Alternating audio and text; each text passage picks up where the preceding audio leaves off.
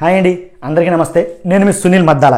ఏంటంటే జగన్మోహన్ రెడ్డి గారి స్ట్రాటజీస్ మామూలుగా ఉండవండి. చాణక్యుడు అపర చాణక్యుడు అని చంద్రబాబు నాయుడు గారిని అంటారు, కానీ అసలు జగన్ గారు వేసే ఎత్తుల ముందు కానీ, జగన్ గారు వాడే గేమ్ ముందు కానీ, ఆ గేమ్ ప్లాన్ ముందు కానీ అసలు ఎవరో పనిచేయరండి. తుత్తులు తునాతునకలే అని నేనైతే అంటానండి.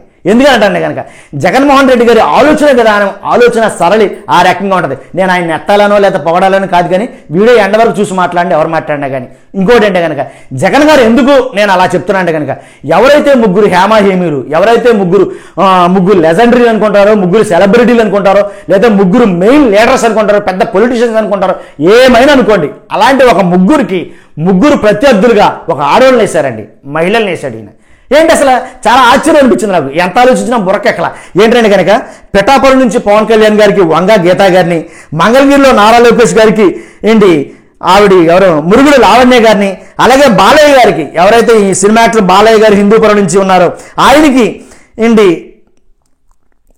కురుప దీపిక గారిని ఇలా ముగ్గురిని వేయటం, అసలు వేయటం వాళ్ళ ముగ్గురికి ప్రత్యర్థులు ముగ్గురిని వేయటం కనుక ఆంతరార్థం ఏంటి నాకు అర్థం కాల, బోధపడాల.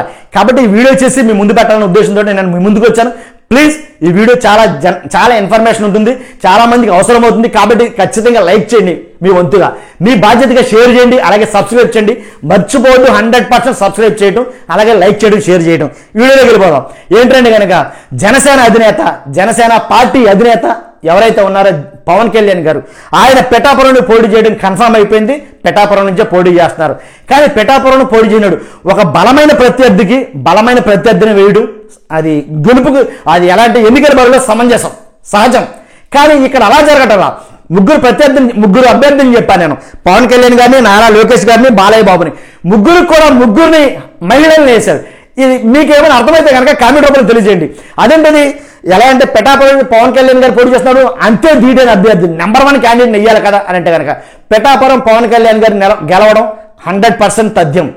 రాసి పెట్టుకోవచ్చు మీరు. పిఠాపురం నుంచి పవన్ కళ్యాణ్ గారు గెలుస్తారు. గెలిచే అభ్యర్థి ఉన్నప్పుడు పోటీలో వేసే అభ్యర్థి 100% గెలిచే అభ్యర్థి అయ్యి ఉండవసరలా. ఒకవేళ ఓడిపోతే అప్పుడు ఆ అభ్యర్థి అప్పుడు అరే నెంబర్ 1 క్యాండిడేట్ వేశారా, ఇద్దరు బలబల దెబ్బ పోటీ రాది, కానీ ఓడిపోయారంటే గెలిచారంటే మామూలుగా గెలలేదురా అని అయితే చెప్పుకుంటారు. అదే ఒక మహిళను వేసి పవన్ కళ్యాణ్ గారు ఒకవేళ ఓడిపోతే ఏముంది, ఓడిపోయింది మహిళ కదా అన్నట్టుగా మాట్లాడతారు. ఎందుకంటే కానీ గెలిస్తే గనక మహిళ మీద కూడా గెలవలేకపోయాడురా పవన్ కళ్యాణ్, ఒక ఆడ మనిషి మీద గెలవలేకపోయాడురా పవన్ కళ్యాణ్ అని అయితే మాట్లాడుకుంటారు. కాబట్టి ఇలాంటి స్ట్రాటజీలు ప్లే చేయడంలో జగన్మోహన్ రెడ్డి గారు ఆయనే సాటి అని అయితే అంట. అందుకే ముందు చెప్పా, కంగారు పడకండి, వీడియో ఎండ వరకు చూడండి, చూసి మాట్లాడండి అని. కాబట్టి ఇదే స్ట్రాటజీ తోటి వేసారేమో అయితే నా అభిప్రాయం. అంతే కదా, బలమైన అభ్యర్థులు బోడు మందిని వేయచ్చు పిఠాపురంలో. కాబట్టి ఎందుకని వంగా గీత గారిని వేశారంటే కనుక ఇంకొన్ని సామాజికరణాలు, ఇంకొన్ని సమీకరణలు అయితే ఉన్నాయి. ఏంటంటే కనుక వంగా గీత గారు కూడా తక్కువ అభ్యర్థం కాదు, ఎందుకంటే రాజకీయ నేపథ్యం ఉన్న కుటుంబం నుంచి వచ్చిన ఆవిడ. ఎందుకంటే చిరంజీవి గారి పార్టీ నుంచి ఎవరైతే ప్రజారాజ్యం పార్టీ చిరంజీవి గారు పెట్టారో, చిరంజీవి గారు పెట్టిన 18 సీట్లు ఏవైతే ఉన్నాయో వాటిలోనే ఎమ్మెల్యేగా గెలిచినటువంటి అభ్యర్థి ఈ వంగా గీత గారు. కాబట్టి అంతేకాదు ఎమ్మెల్యేగా చేశారు, అంతేకాదు వాళ్ళ అత్తగారు మామగారు కూడాను మంచి రాజకీయ పలుకుబడి ఉన్నటువంటి, రాజకీయ పదవులు అనుభవించినటువంటి ఒక రాజకీయ నేపథ్యం కుటుంబం నుంచి వచ్చినటువంటి మహిళ ఈ వంగా గీత గారు. కాబట్టి ఈవిడ నేయడం జరిగింది. ఎందుకంటే అక్కడ ఉన్నటువంటి ఈవిడ కూడా కాపుల సామాజిక వర్గానికి చెందిన ఆవిడ కాబట్టి కాపు సామాజిక ఓట్లను చీరుస్తుందనే భావంతో పవన్ కళ్యాణ్ గారు ఏదైతే 95,000 మంది కాపులు ఉన్నారని పిఠాపురం నుంచి పోటీ చేశారని చాలా మంది అనుకుంటున్నారు. ఆ కాపులు 95,000 మంది నుంచి కనీసం 40,000 మందిని ఆవిడ పట్టుకెళ్ళలేదా అనే ఉద్దేశంతో అక్కడి నుంచి వంగా గీత గారిని పోటీ చేయించారు ఎవరైతే జగన్మోహన్ రెడ్డి గారు అని అయితే మాట్లాడుకోవడం జరుగుతుంది. మేబీ నా ఉద్దేశం కూడా అదే. తర్వాత ఇంకోటి ఏంటండి కనుక మంగళగిరి నుంచి నారా లోకేష్ గారు ఆల్రెడీ పోటీ చేశారు. 2019లో ఓడిపోయినటువంటి నారా లోకేష్ గారు ఎక్కడి నుంచి అయితే ఓడిపోయానో అక్కడి నుంచే నేను నిలవాలి అనే కృత నిశ్చయంతో మళ్ళీ అక్కడి నుంచే పోటీ చేయబోతున్నారు. ఆల్రెడీ అనౌన్స్ చేశారు కూడా. కాబట్టి ఇలాంటి నారా లోకేష్ గారికి మురుగుడు లావణ్య అనే అభ్యర్థిని అక్కడ మహిళనే వేయడం గల కారణం ఏంటంటే కనుక 100% యాక్చువల్గా అయితే కనుక మంగళగిరి నుంచి ఆర్కే గారు పోటీ చేయాలి. ఎవరు ఆళ్ళ రామకృష్ణారెడ్డి గారు ఎందుకు పోటీ చేయలేదు, ఆయన బయట నుంచి జగన్మోహన్ రెడ్డి గారు కొన్ని నిర్ణయాలు ఆయన నచ్చక, ఆయనకి ఇష్టం లేక బయటకు వెళ్ళిపోయి కొన్ని మాటలైతే కూడా మాట్లాడటం జరిగింది. తర్వాత కాంగ్రెస్ షర్మిల గారి దగ్గర జాయిన్ అవ్వడం జరిగింది. తర్వాత షర్మిల నుంచి విడిపోయి మళ్ళా వైసీపీలో జాయిన్ అవ్వడం జరిగింది. ఏదేమైతే ఆర్కే గారు పోటీ చేయాలన్న సీటు ఆయన పోటీ చేయాలి, ఎందుకంటే ఆయన ఓడిపోతారని తెలుసు సార్, ఇది వాస్తవం. ఆర్కే అక్కడి నుంచి సార్ పోటీ చేసిన సరే ఓడిపోవడం అంటూ జరుగుతుంది. 100% నారా లోకేష్ గారు గెలుస్తారు అనేది కనుక తథ్యం. కాబట్టి అలా ఓడిపోయే సీట్లు నిర్ణయం పడబడింది అని చెప్పేసి మహిళలు నుంచోబెట్టారేమో అనేది చాలా మంది మాట్లాడుకున్నారు. నా అభిప్రాయం కూడా అదే. కాబట్టి ఇలాంటి ఈవిడ కూడా మురుగుడు హనుమంతరావు గారు ఎవరైతే వైఎస్ రాజశేఖర రెడ్డి గారు క్యాబినెట్లో మంత్రిగా చేశాడు ఈయన, ఎవరో మురుగుడు హనుమంతరావు గారు వాళ్ళ మామగారు అనుకుంటా, మంగళగిరి మున్సిపాలిటీకి చైర్మన్గా కూడా చేయడం జరిగింది. ఇవాళ పద్మశాలి సామాజిక వర్గానికి చెందినటువంటి అభ్యర్థి ఈవిడి. కాబట్టి ఈసారి ఏమైనా సరే గట్టి పోటీనైతే ఇవ్వగలుగుతుంది నారా లోకేష్ గారికి అని అయితే ఏమిలా వచ్చి మెజార్టీలోంచి సగం లాగేసుకుంటారు అనే ఉద్దేశంతో ఏంటంటే చెప్పారుగా, అయితే వెంట్రుక లేకపోతే కొండ, అదే ఉద్దేశంతో అదే ప్లాన్ తోటి జగన్మోహన్ రెడ్డి గారు వేశారు, వాళ్ళ అభ్యర్థులుగా నుంచోబెట్టారు అని నా ఉద్దేశం అండి. మర్చిపోద్దు, వీడియో ఎండ వరకు చూడండి, అప్పుడే మాట్లాడి వీళ్ళు లేనిపోయిన కామెంట్లు పెట్టొద్దు. తర్వాత బాలయ్య బాబు హిందూపురం నుంచి పోటీ చేయడం. హిందూపురం గురించి ఒక మాట చెప్పాలండి, చారిత్రాత్మకమైన విషయం చెప్పాలి మీకు. ఎందుకంటే హిందూపురం స్వాతంత్రం వచ్చిన కాడి నుంచి నాకు తెలిసిన మట్టుకి స్వాతంత్రం వచ్చిన కాడి నుంచి ఇప్పుడు వరకు కూడా అసలు అక్కడ టీడీపీ ఓడిపోవడం అనేది జరగల. అంటే ఎలక్షన్ జరుగుతున్న కానీ ఇప్పుడు వరకు టీడీపీ ఓడిపోవడం అనేది జరగల. లాస్ట్ టైం 2 సార్లు కూడా బాలకృష్ణ గారిని గెలవడం జరిగింది అక్కడి నుంచే, హిందూపురం నుంచే. కాబట్టి హిందూపురం టీడీపీకి కంచుకోట అంటే కుదరదు, బుల్లెట్ ప్రూఫ్ కోట లాంటిది టీడీపీకి అనేది నేను చెప్పగలను. కానీ ఎలాంటి బుల్లెట్ ప్రూఫ్ కోటను కూడా భద్రకొట్టాలనే ఉద్దేశమా లేకపోతే ఆ మెజారిటీ తప్పించాలనే విషయమా ఏంటో తెలియదు. కానీ ఈయన బాలయ్య గారి మీద కూడా ఒక మైలుని అయితే కనుక జగన్మోహన్ రెడ్డి గారు నిలబెట్టడం జరిగింది.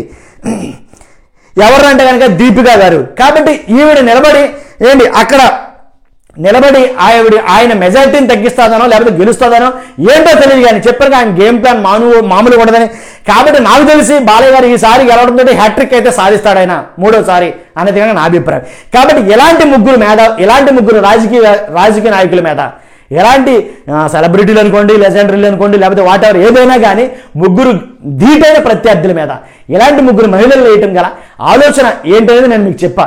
ఎంతవరకు అర్థమైంది ఏంటో కానీ మొత్తానికి ఏంటంటే పోతే వెంటికి పోద్ది లేకపోతే కొండ వచ్చి పడిపోద్ది అనే ప్లాన్ తోటే అనే సూత్రమే ఇక్కడ అప్లై చేశారు అనేది కానీ నా ఉద్దేశం.